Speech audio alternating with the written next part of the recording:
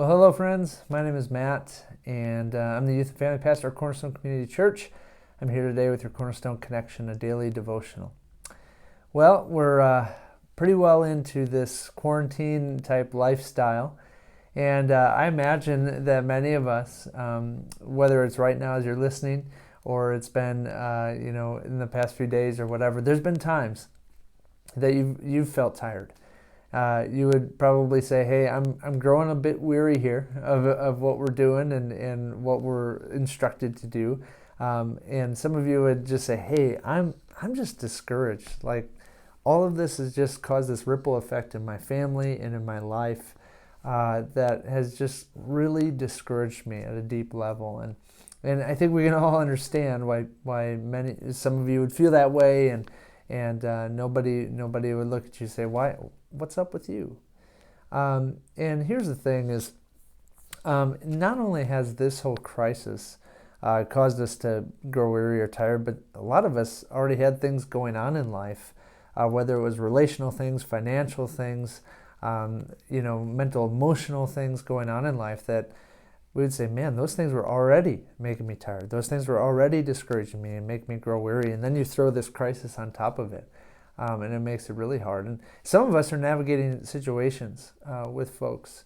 And I just know of some in which I've been in counseling and shepherding type roles with that, that you're growing tired because you've been sowing some really good seeds for a long time.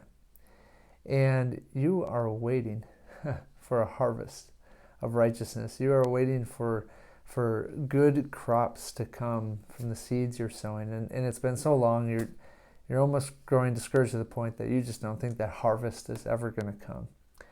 Well, knowing that, this is just reality of life and that sometimes this is how life is, when I was directed in my devotional today to go to Galatians chapter 6, there's a couple of verses that just struck me and just encouraged me. And as one who at times doesn't even have to be going through a crisis or have a terrible situation going on, but as a person who sometimes just mentally I can just grow tired and be weary and not want to press on in what God's called me to do.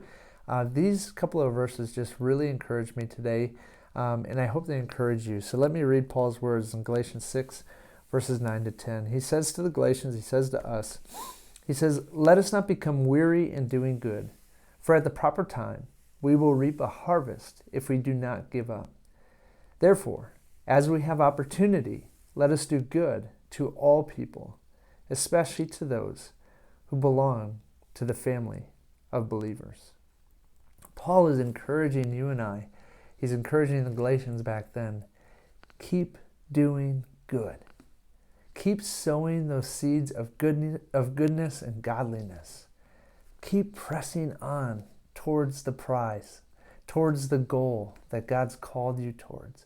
And it can be so hard, right? Because we get so discouraged and we never see this harvest. But Paul says in verse 9, he says, at the proper time, you're going to reap a harvest. A harvest will come. His word tells you, dear friend, that a harvest will come. And so let me encourage you as well today. Keep going. And take every opportunity, Paul says. I love that. I love that word, this opportunity. We have opportunities all the time, don't we? I can think of multiple opportunities that God has given me in which I've walked away from them. I've walked by them. And I've missed out on the good that God had prepared. I think of Ephesians chapter 2, verse 10, in which Paul says that we're God's workmanship and He's created works in advance for us to do. I mean, how cool is that?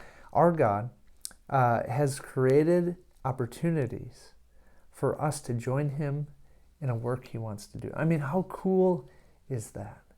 And so Paul says, knowing this, we have these opportunities, go ahead and take them.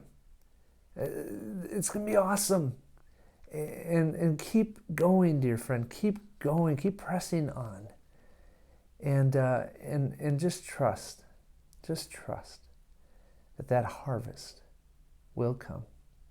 No matter what situation you're in, no matter how difficult it is, the harvest will come in its due time.